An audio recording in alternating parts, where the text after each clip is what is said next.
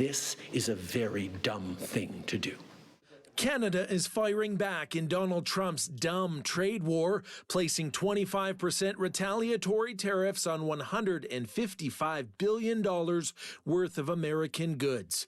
Alberta's premier says she fully supports that, taking a tougher tone with the American president.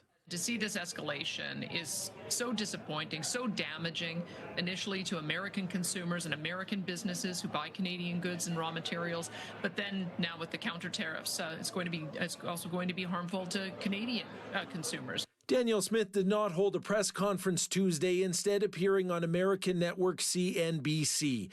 In a statement, she said her government is working on its response, which could be unveiled Wednesday. Still, don't expect oil to be used as a bargaining chip.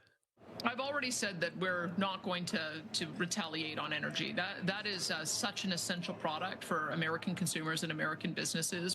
But this political scientist believes an energy export tax that would raise prices at American gas pumps is a tool that should be considered. That could generate revenue that could be used to help compensate Canadians that are struggling under the weight of the tariffs. And it could also send a clear message in a very targeted way. So how do Albertans outside of the big cities feel about tariffs, Donald Trump, and Alberta's response?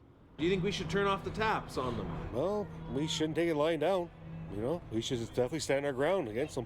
Doug Ford said they're right. Oh, I'm going to turn the power off. Well, there'll be repercussions from that, so I don't think that's a very good idea. This roadhouse south of Edmonton, a popular stop for oil workers, truckers, and travelers. Scott Ginsmore drives a big rig and is based in Ontario. Well, I don't think it's good for either country. I think it's just going to cost people more money to live. Tina Suley visiting from Newfoundland.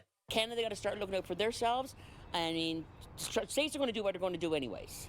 Alberta's premiers and her ministers spent weeks traveling to Mar-a-Lago, a prayer breakfast in Washington, D.C., and several other meetings with U.S. lawmakers. So was that worth the time and travel dollars now that tariffs are here anyway? This minister says yes. At minimum, we got the extra month, and when I look at our oil and gas tariffs, it's 10% instead of 25%. So I think that diplomacy really did work.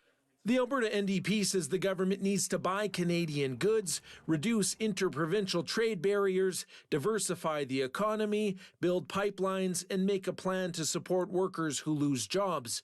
We'll see if the Premier agrees, but it's a tall order for a province already running a $5 billion deficit. From Edmonton, Sean Amato, City News.